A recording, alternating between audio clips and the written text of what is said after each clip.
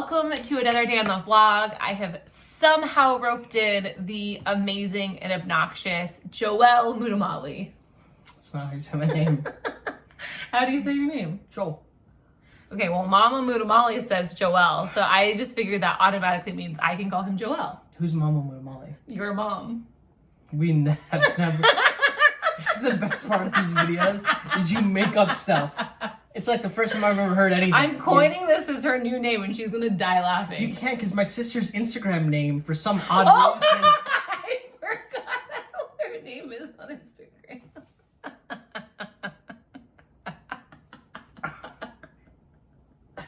Gather yourself. It's okay. I can't breathe. Oh my god. Anyways, his mom calls him Joel, so automatically that gives me like this plethora of nicknames I get to call you. She never has called me Joel. Who calls you Joel? Someone in your family always calls you Joel. They all do. The Not my whole mom. This entire is not family a good calls way to you start Joel. this video. Yes, it is. No, it's not, because people were like, hey, we should trust you to like, you don't even know anything about me. What are you talking about? My mom has never, you want me to call her right now? Oh, that has my phone. I would call her right now. I would call her right now and be like, Mom, have you ever called me Joel? She'd be like, no. She's gonna be like, yes, every day of my life. No, she calls me Joey. No. Okay, she does call you Joey, but she, in addition to that, calls you Joel. Never. Anyways, Joel's ruining this whole entire video. So anyways, we have roped in Joel to come and answer questions. You guys are always sending in your questions, and typically we'll kind of just talk about them and we'll answer them in comments and things like that. But we figured it would be super fun because, guys, we're all on quarantine anyways. We're all stuck home. So we figured we will just sit with you guys and we will answer a ton of your questions. She made me do this. I don't care. I'm not ashamed. I'm kidding. I forced you. I want to. Oh, sure. This is exciting. I'm excited. Anywho, so we actually have a bunch of new subscribers and a bunch of new followers. So I thought the best way to kind of start this out after just, you know, making fun of Joel for a couple of minutes is going to be just introducing ourselves, giving you a little bit of our backstory so you guys can kind of get to know us, kind of know what our family looks like a little bit, and then we will dive into your amazing questions. So Joel, Joey, Joel, why don't you begin? What do you want to begin with?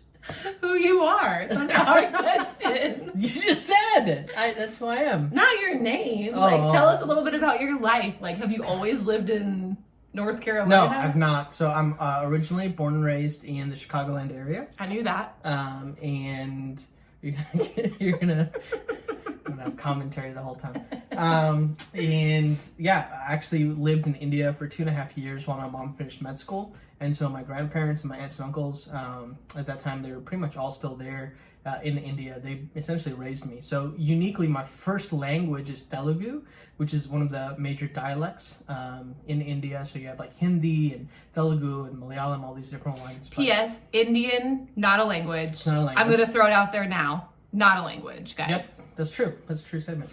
And so while my mom finished med school and my dad was working, I ended up living there. And I view that as a pivotal kind of foundational aspect. So a lot of psychology says that those formative years, those early years, especially when you're learning language and you're understanding your relationship to other people, all those things play a role in your development. And so I feel like those were 2 super important years of my life. And then, obviously, when you came back, so how old were you when you went to India again? I think I was like 2.5. It's like 2 to 4-ish. Yeah, 2 to 4-ish. Came back to Chicago and went to school. And then I have a younger brother and sister who are twins. And so they were born when I was around 4 or 5. So, yeah. And then lived pretty much in the Chicagoland area since then. I went to college in Joplin, Missouri.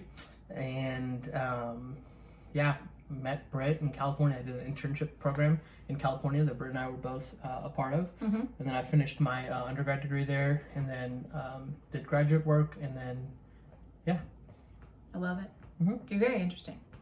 Yeah, I think so. Anyways, so a few more things about him. So I would say, and correct me if I'm wrong, I would say you grew up in a very traditionally Indian family. His parents had an arranged marriage. Yeah. And obviously they are both Indian. So they are? What? Oh my God. You're right, they are. You're right, they are.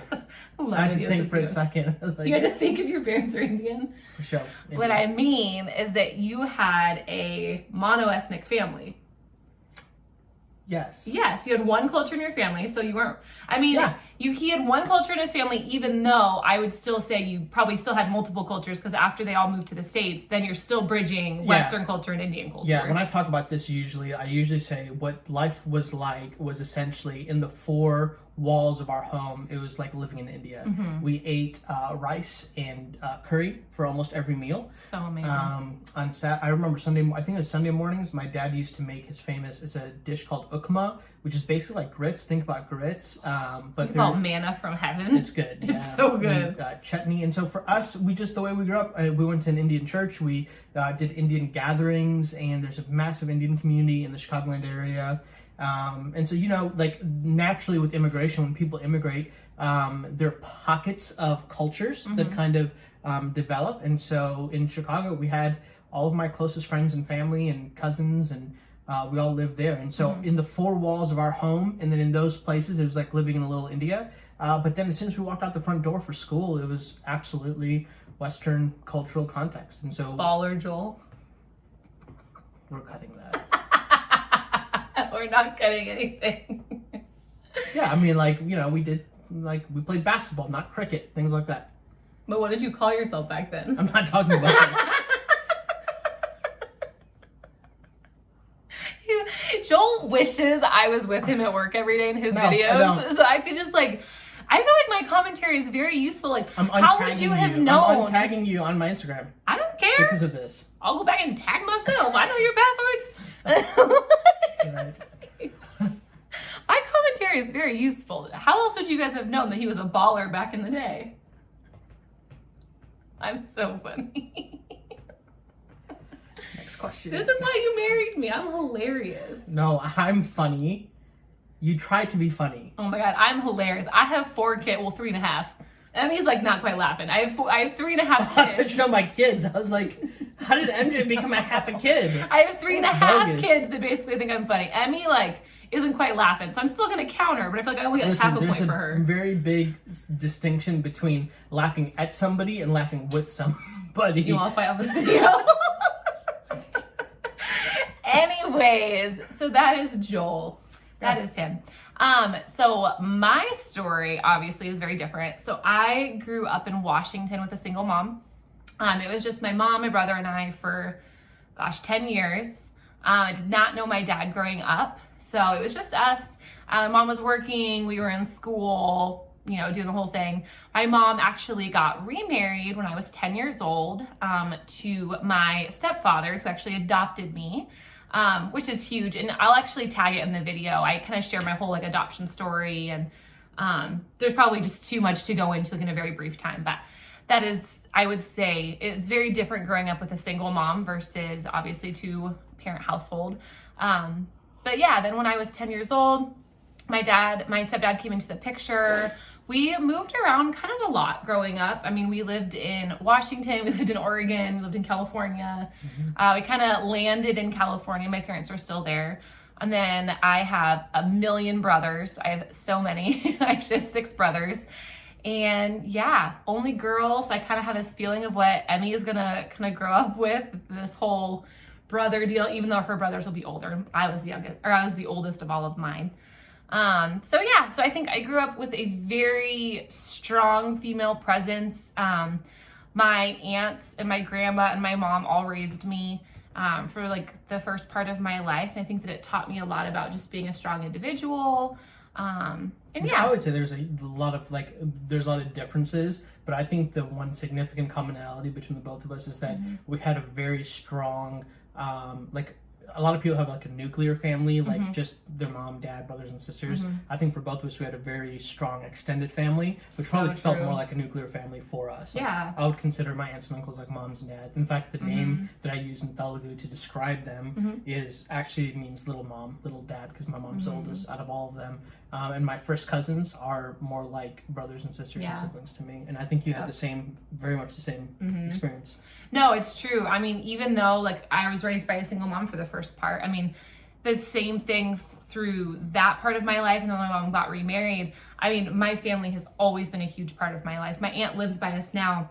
I would say that she was always more of like a sister to me growing up. So we've always been super close. And my grandma, gosh, she was probably like my second mom. So I think that family has always been extremely important to us. And I think throughout both of our lives, that's always been a very huge foundational piece, which we've, I would say definitely carried on with our kids. So so when we were in California, I ended up in California when I was, 16, I think, finished up high school there. And then Joel and I actually did an internship with our church where we met. Joel just thought I was amazing and he couldn't live without me. So we got together. It's pretty true. So yeah, we met there. We got together. Gosh, okay. So let's do the math. So we were together, we were dating and engaged all in a year and got married. It was super fast. Isn't that what it was? About a year for all of it? Yeah, I think maybe a little bit more than a year. A little more, but like right around there. It was right then, like 12 to 14 months. And guys, we were babies. We were super young. We were both like in our very early 20s when we got together. We've been married for 10 years now. Crazy. A decade. Just so wild. Which is why Joel puts up with all of my stuff. And I put up with most of his. Most. And I'm still trying to get him to admit I'm funny, even after 10 years. One day you're going to admit that I'm like freaking hysterical. No? One day he's good. But he already knows in his heart. Now I just have to get him to verbalize it. Well, let's do this in another time. We'll reevaluate in 10 years. There you go. I was going to say there's no negotiation. So anyways, that is just a little bit about us, kind of how we got together. I would definitely say that we were pretty opposite. Oh, yeah. 100%. 100%, right? You're white, I'm not. So many. Anyways, no, we were very opposite. Like the whole like polar opposites, the opposites attract kind of deal is definitely the same for us. Like, oh my goodness. He is very studious and ADD. I wouldn't say I'm like super studious, but I like get things done. I'm super into details. Very detail oriented. I like rules. Routine, rules, organization. Yes. Like I keep our family afloat in the midst of all the ADD and chaos. Yeah, I would agree with that, for sure. Which means that when we work together, we've done it a couple of times throughout our careers. It's like the beginning of this video. Literally, but like imagine that for a long time. Actually, there's a blooper reel. You'll see in the blooper reel exactly what it's like. Because I am very like creative and artsy and so I'm saying. Oh, okay. For me, keep going. Let's see where this goes. Environment matters. Like this is my home study. Like this, I care about what's in the background and all those things. It's just part of, Brett is very like minimal. She's simplistic. You call me simple? I said minimal, simplistic. It's an art term. Oh, okay. Like a minimalist? No, I will say I'm a minimalist. Okay, like for real, Joel hates this. He is super, what's the word? Like you're into like memories and... I'm a human?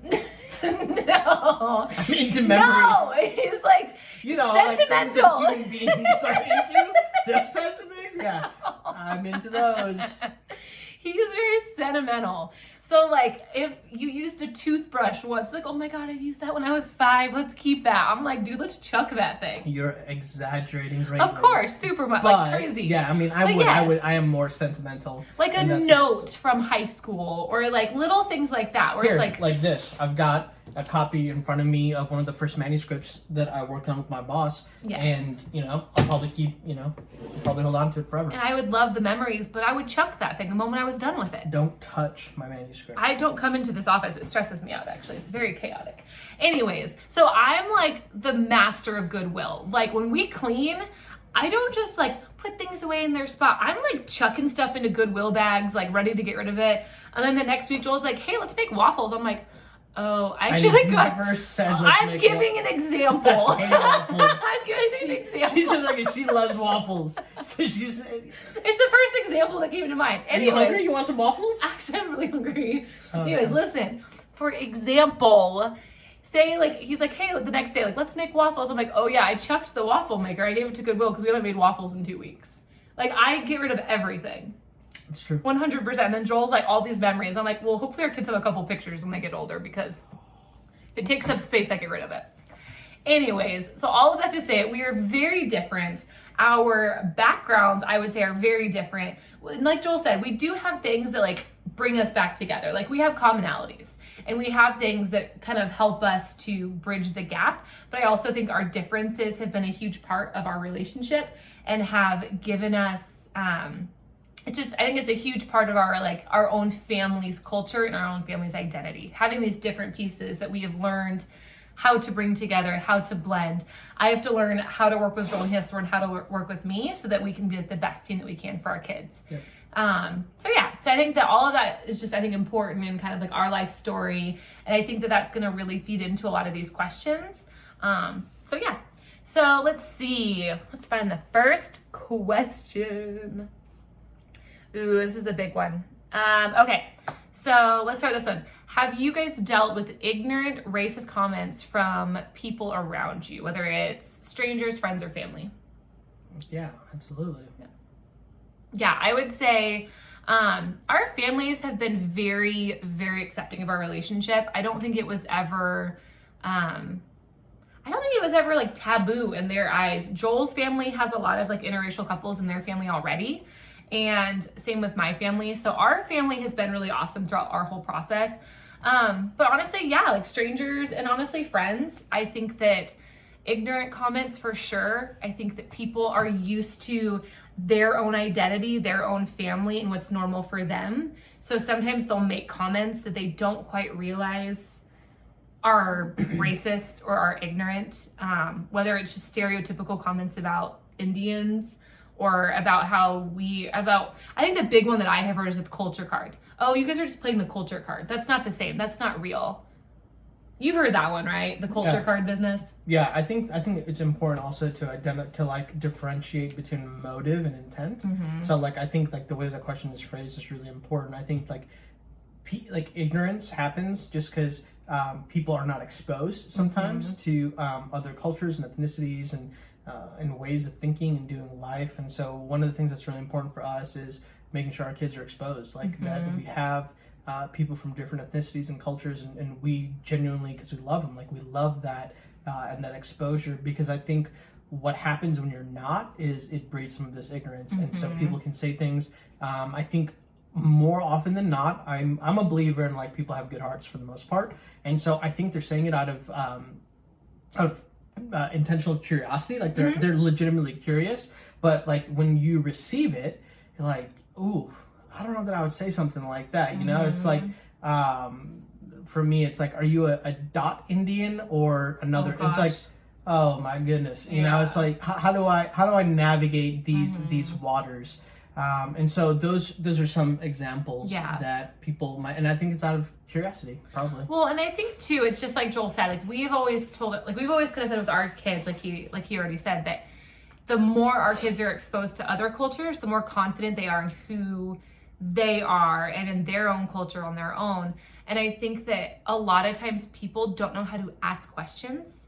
And I think as far as Joel said, curiosity. And I'm sometimes a little bit more of like a pessimist on sometimes when people ask questions.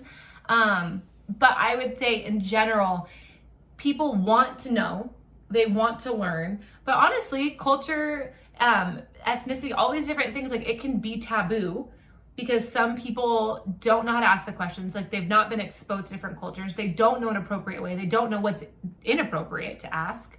And so I would say the more that we can just push in general for people to learn, and even just in your friendship groups. One thing that we have always been very intentional in doing is inviting our friends over for Indian food. And we literally walk them through the whole process. Yeah. They come over, we explain what we're eating, how you eat it. We explain that, hey guys, we've put out utensils, but when you're not here, we don't use forks when we eat Indian food, we use our hands. And that's the traditional way to do it in Indian culture. And we walk them through the whole thing. And we've even had our kids do the same thing because we want our kids to feel comfortable to explain their traditions and parts of their culture with their friends and family. Yeah, I think that's a good example because, like, I think one of the things that is easy, like one of those ignorant or like maybe even just gut reactions when you see somebody eating with their hands would be, oh, that's gross or that's disgusting. Which our kids have gotten before and been really embarrassed by. And I think one of the things is like, okay, let's take a second and think about the wider world. If we just talk about India has like over 1 billion people that just eating with their hands is just a normal part of tradition and history. And so there are things like that where it's like, just because it's not something that you're familiar with or it's part of your background, that doesn't necessarily make it wrong or doesn't even make it disgusting, you know? There's a different perspective, and I think the more that we can see through the lens of other people's eyes, the better we'll be able to create environments where people feel accepted and there's not as much bullying and anxiety and stress. I think we'll just foster just environments where people will want to be present and hang out and have fun. And I think part of that too is slowing your reaction. I think like Joel said, sometimes people's gut reactions be like, oh, like, what are you doing? That's gross, whatever. I think learning to slow your reaction, if that's your initial thought, again, that can be some of the ignorance or some of the lack of understanding or learning about these different things as it happens. But if you can slow your reaction and ask questions and learn, and if that can just be your reaction in life, is to ask questions, it's going to set you up way better. So yeah, let's see. Question number 2. What was the biggest challenge you faced when you first got together? So I'll start with this one. I would say, and I think I talk about this a lot on the blog and on Instagram, is cultural expectations. I think that, and honestly, this goes for whether you have one culture in your family or multiple cultures. Cultural expectations are a huge thing when people get together because you're bringing 2 different people into one family and you have to learn how to live together. So each family has their own culture. That is summed up by your financial status, whether you had 2 parents or 1 parent, whether you remember divorce or don't, if you have multiple siblings, if you're the oldest, if you're the youngest. All of these things kind of come into play on your own family culture. And I think that we each come into a relationship with expectations. And I would say that was probably one of the biggest ones. And again, that comes from the way that we were raised. It comes from both of our cultures and it comes from all of that. And so I think that we had to learn some of the subconscious cultural expectations. And one, for example, is I grew up, like I said, I actually grew up living with 3 of my brothers. I did not grow up living with the other ones. And so in my family, I was the oldest. I was the babysitter. I was the one that took care of them when my parents weren't there.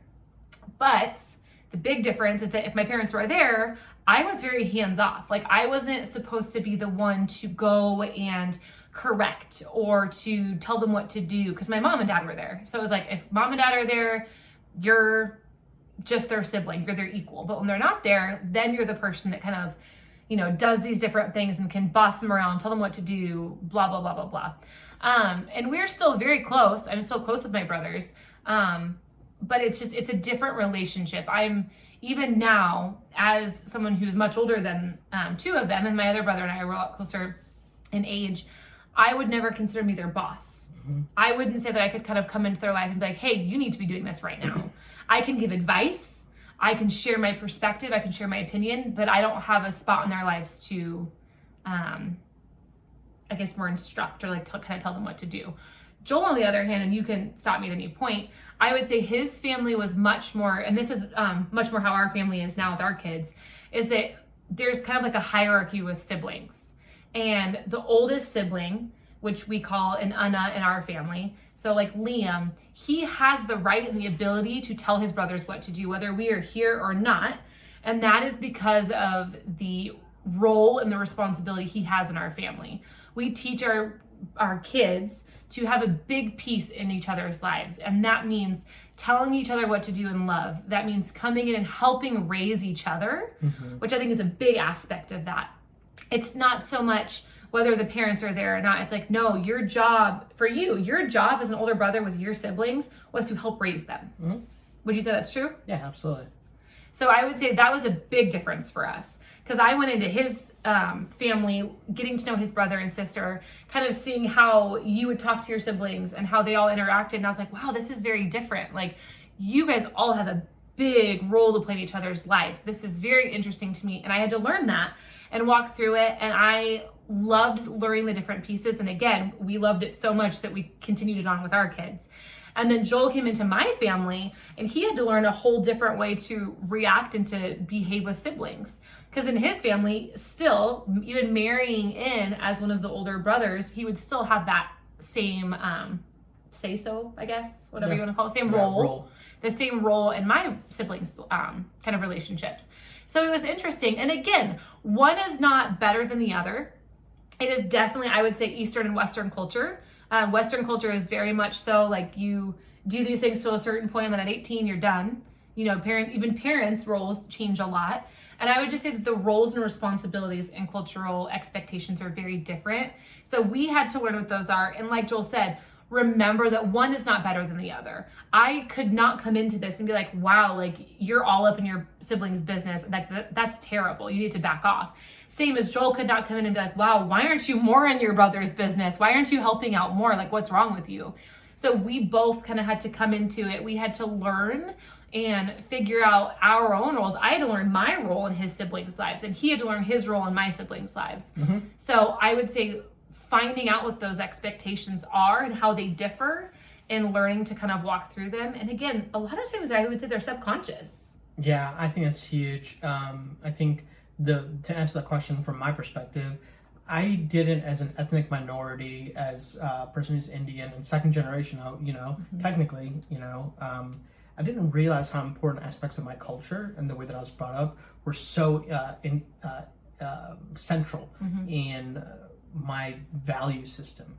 And so I always thought I was probably more westernized in a lot of ways until Britt and I got married, mm-hmm. and then we faced like relationship things of our marriage, and just even through our dating, mm-hmm. the dating process of roles and responsibilities, value systems definitely came up when we had kids. Mm-hmm. How are we going to try to navigate her experiences with her siblings and my experiences with my siblings? Mm-hmm. I would say one of the massive, just the reasons why we've decided to probably be case by case in all of these decisions is because we have to weigh out the pros and the cons. Yeah. And one of the reasons why we decided to take more of my family's approach in terms of that family relationship is because we've seen, at least for us, mm-hmm. that when everybody is a part of that role of caring for each other, mm-hmm. From the youngest all the way to the oldest, it has created a sense of closeness mm-hmm. that we love and we want to continue to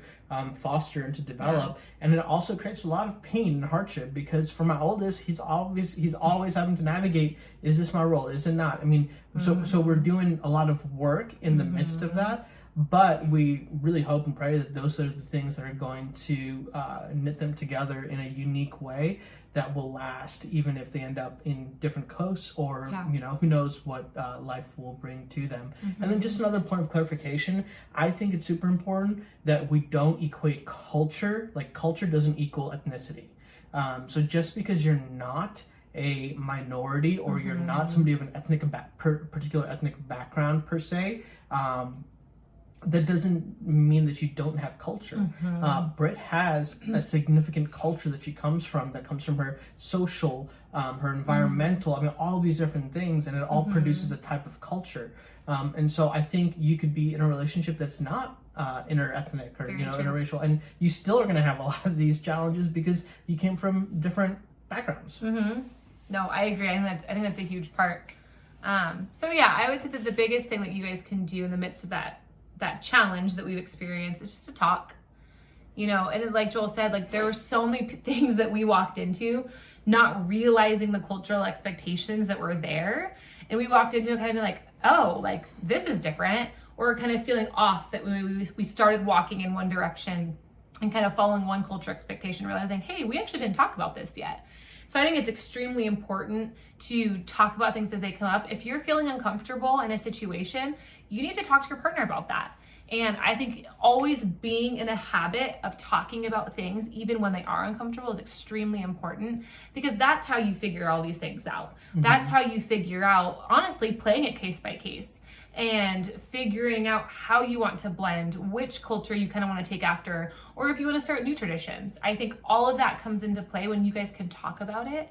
And the more you can foster open communication in your relationship, the better, because it's going to help with everything an interracial relationship can bring you as far as just a regular relationship, and as you grow, because obviously we all change every year and everything else. So I think the more you guys can really build on your communication, the better. Yeah, absolutely. So, and I will be the first one to say too, if you guys are struggling with just different cultural expectations, if you feel like you're kind of just up against like a brick wall and it's just not quite working, if you feel like you guys aren't quite jiving as far as blending cultures, talk to a counselor. We have done that throughout our entire marriage. We have had multiple counselors, multiple pastors kind of come in and help us out. And we've had to find different people, I would say, that kind of understand as well. We've had some people that didn't understand multiple cultures. We've had pastors and counselors that have. And I think getting the wisdom and the advice from both has been very helpful, because again, at the end of the day, a counselor and a pastor can truly help teach you how to communicate and teach you how to listen rather than kind of walk on somebody else. So if you are in that situation, I would always recommend talking to a counselor as well. All right, guys, we really like to talk, so we are going to put a pin in this conversation. She really likes to talk. I love to talk. I love to answer your questions. So we're going to put a pin in this conversation. Is that even right? Put a pin in a conversation? Yes. I've never heard that. You put a pin in the conversation, like this is where I left off. Okay, cool. Pretty sure that's how that works. Yeah, I trust you. Anyways, we're going to stop it. We will answer the rest of your questions on our next video. So make sure you guys subscribe so you know when the next one comes up. Bye, guys. Later.